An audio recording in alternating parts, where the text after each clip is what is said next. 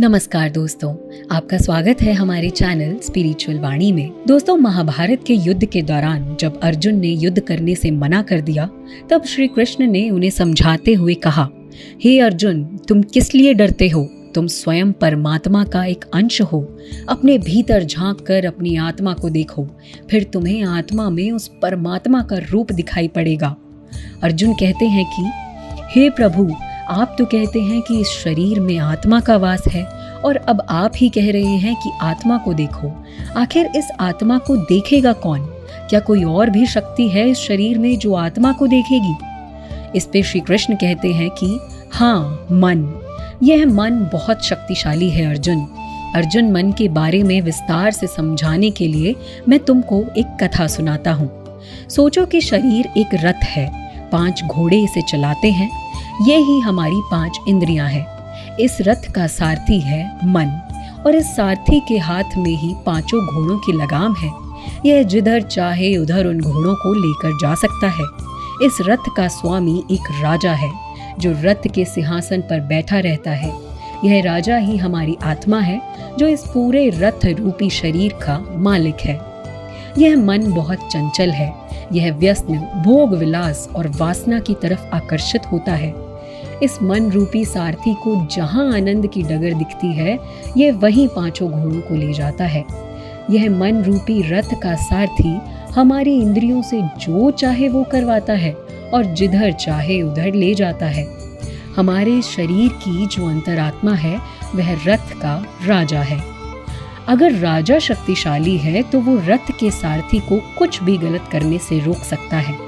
यह राजा पूरे रथ का मालिक है।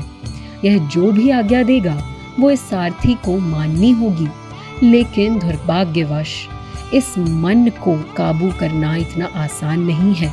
इसके लिए आत्मा यानी राजा को हमेशा इस पर नजर रखनी होगी। अगर आत्मा मन पर काबू पा ले तो यह मन फिर आत्मा का ही कहना मानने लगता है। हे अर्जुन, यह मन इतना शक्तिशाली है, अगर इसे इंसान ने काबू नहीं किया तो ये जीवन पर्यंत तुमको भटकाता रहेगा, और अगर इंसान ने मन को काबू में कर लिया तो यही मन आत्मा को परमात्मा तक लेकर जाता है।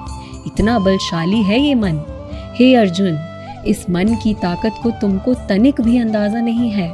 जो इस इंसान इस मन की शक्ति को समझ लेता है और उसे काबू में कर लेता है, वह इंसान साक्षात देव पुरुष बन जाता है। अर्जुन बोले, हे कृष्ण, यह मन इतना बलशाली है तो इसे वश में करने के क्या उपाय हैं?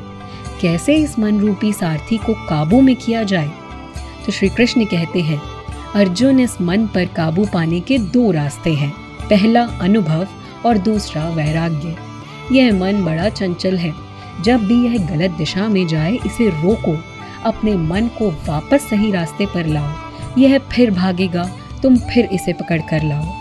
यह भागता रहेगा, लेकिन तुम हर बार इसे पकड़ कर लाते रहो। जिस प्रकार किसी घोड़े को काबू में करने के लिए इंसान को कई प्रयत्न करने होते हैं, नया घोड़ा सवार को अपने ऊपर बैठने नहीं देता और घुड़सवार को बार बार नीचे गिरा देता है। लेकिन अगर घुड़सवार दृढ़ निश्चयी है तो वह बार बार गिरता है और फिर से घोड़े को काबू करने की कोशिश करता है, और अंत में वो घोड़े पर काबू पाने में सफल हो जाता है।